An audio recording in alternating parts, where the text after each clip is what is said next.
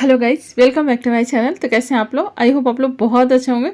तो गाइस मैं फिर आप लोगों के लिए टिप्स और ट्रिक्स लेकर आ गई हूँ। तो चलिए वीडियो शुरू करते हैं। रोज़ हमारी कुछ ना कुछ ज़िंदगी में परेशानियाँ छोटी छोटी रहती हैं, तो बस इन्हीं परेशानी को आज हम दूर करेंगे।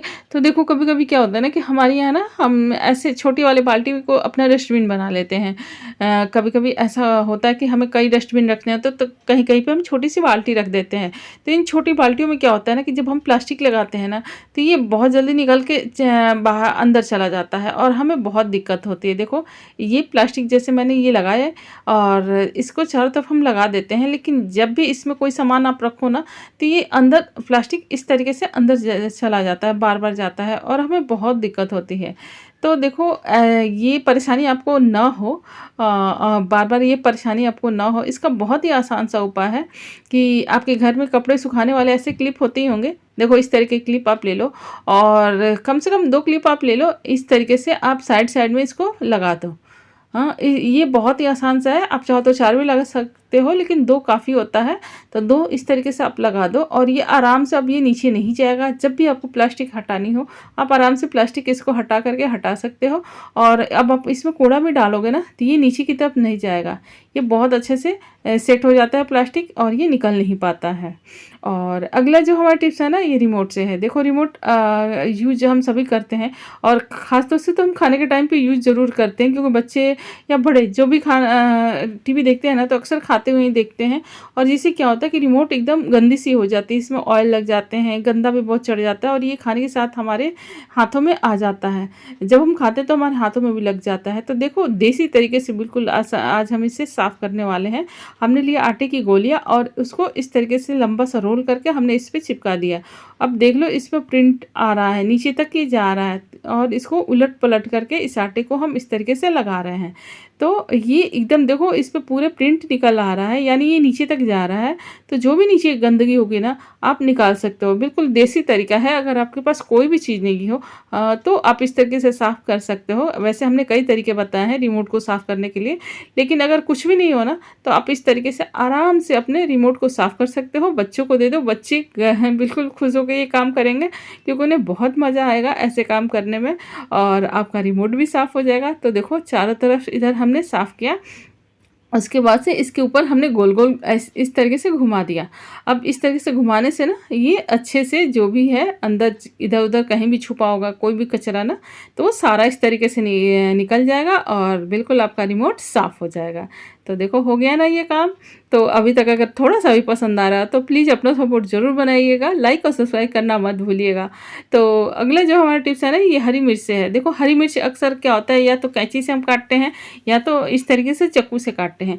लेकिन कैंची से काटते हैं तब तो हमें कुछ नहीं होता है, लेकिन जब भी हम चाकू से काटते हैं ना, तो हाथों में जलन शुरू हो जाती है और बहुत दर्द होता है, जलन होती है, बहुत दिक्कत होती है हमें। तो ये दिक्कत आपको आगे ना हो, इसके लिए बहुत ही आसान सा तरीका है। जब भी आप मिर्ची काटते हो ना और आपके भी हाथों में जलन शुरू हो जाती है, तो बस किचन से लाओ आप आलू। आपके किचन में आलू होते ही होंगे। इस तरीके से आप आलू ले लो और आलू को आप क्या करो, बीच से इस तरीके से कट कर दो। देखो, मैं कट कर रही हूँ और कट करके अपने मिर्ची का जहाँ पे जलन शुरू हो रही है उन जगहों पे आप इस तरीके से इनको रगड़ दो।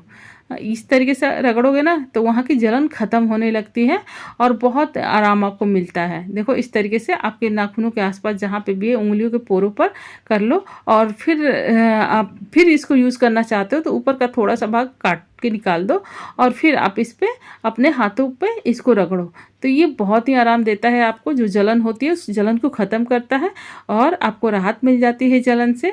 आप इस तरीके से आलू को काट करके अपने हाथों पे लगा सकते हो और मिर्ची के जलन को ख़त्म कर सकते हो। और अगला जो हमारा टिप्स है ना, ये इस तरीके के रिबन से है। देखो, अक्सर हम जब पहनते हैं ना पजामे, तो उनमें नाड़े होते हैं और दिक्कत ये होती है कि ये नाड़े ना अक्सर क्या होता है कि अंदर चले जाते हैं और हमें बहुत दिक्कत होती है। तो कभी कभी तो ऐसा होता है कि हमें कहीं जाना होता है, और जाने में तो अक्सर होता है, मतलब मेरे साथ तो ये अक्सर होता है कि अगर मुझे ऐसे पजामे पहनने हो ना और कहीं जाना हो ना, तो ये अक्सर अंदर चला जाता है और बहुत दिक्कत होती है। जल्दी निकलना भी होता है और ये नाड़े अंदर चले जाते हैं, तो बहुत दिक्कत होती है। तो उस टाइम में आप देखो, बहुत ही आसान सा तरीका है, मैं आपके सामने करके दिखा रही हूँ। देखो, मैं नाड़े को अंदर कर दे रही हूँ और फिर आपको मैं दिखाऊंगी कि कैसे इसे हम निकालेंगे। बहुत ही आसान तरीके से आप इसको निकाल सकते हो। अब कभी आपको दिक्कत नहीं होगी। जब भी ऐसी परेशानी हो ना तो देखो इतना ये अंदर जा चुका है। अब ये आगे का भाग इतना पतला है ना कि अंदर उँगलियाँ जा ही नहीं पा रही हैं, यहाँ से उँगली आगे नहीं जा पा रही है। तो इसके लिए बहुत ही आसान सा तरीका है, आप इस तरीके से छोटी वाली सीजर ले लो और देखो आप ध्यान रखना। वैसे कुछ होता नहीं है लेकिन फिर भी आप ध्यान रखना कपड़े का। इस तरीके से ध्यान से अंदर सीजर ले जाओ, बिल्कुल सीजर को खोलना मत अभी। और इसको हम वहाँ ले जाएंगे जहाँ पर कि वो जो रिबन है ना हमारा पड़ा हुआ है वहाँ ले जाएंगे और वहाँ पर हम धीरे से सीजर का आगे वाला पार्ट मुंह खोल देंगे और इसको जो रिबन है ना उसको इसमें फंसा लेंगे। तो देखो इस तरीके से रिबन फंस जाएगा और जैसे ये रिबन फंसाना तो इसको हम बाहर की तरफ खींच लेंगे। तो इस तरीके से हम इसको रिबन को बाहर की तरफ खींच लेंगे और ये हमारा बाहर आ जाएगा। तो हमें कोई भी दिक्कत नहीं होगी, हम जब चाहें तब। अब कभी भी दिक्कत आपको नहीं होगी कहीं जाना हो तो, और कभी भी कोई परेशानी नहीं होती। इस तरीके से ये रिबन बाहर आ जाता है और आपको टाइम फटाफट तैयार हो सकते हो कहीं जाना हो तो। और अगला जो हमारा टिप्स है ना ये सैनिटरी पैड से है। देखो सैनिटरी पैड का यूज़ अभी तक हमने कितने सारे बताया आपको, बहुत सारे यूज़ बताया हमने, लेकिन आज बहुत ही अलग सा मैं यूज़ आपको बता रही हूँ। चलिए मैं कहाँ यूज़ कर रही हूँ आज इसको दिखा रही हूँ। ये हमारे जो ब्लाउज होते हैं ना अक्सर क्या होता है ना कि जब हम इसे पहनते हैं और पहनने के बाद बगल जो है ना यहाँ पे इचिंग होने लगती है, इचिंग होती है। अक्सर सिंथेटिक ब्लाउज जो खरीदे हुए ब्लाउज होते हैं ना इनमें ज़्यादा ये दिक्कत होती है क्योंकि वो सिंथेटिक कपड़े अंदर भी लगे होते हैं और हम पहनते हैं शादियों में और इचिंग होती है और हमारी स्किन बिल्कुल नहीं बर्दाश्त कर पाती है ऐसे कपड़ों को। तो उसके लिए बहुत ही आसान सा तरीका है कि अगर आप कभी पहनते भी हो इस तरीके के कपड़े, मजबूरी में कभी आप पहनते भी हो तो इस तरीके से सैनिटरी पैड ले लो। देखो सैनिटरी पैड मैंने ले लिया है और इसको मैं 20 से कट कर दे रही हूँ। आप चाहो तो छोटे कट कर लो लेकिन मैं 20 से कट कर रही हूँ क्योंकि इसका आधा भाग ऊपर आधा भाग नीचे चला जाएगा। तो देखो इस तरीके से कट कर दिया और इसके साइड का भाग मैंने निकाल लिया है। तो ये अब हम क्या करेंगे, ब्लाउज़ के अंदर इसको ब्लाउज़ का हुक सारे जो है ना सारे हुक हम इसके खोल ले रहे हैं कि आराम से हम इसको लगा सकें।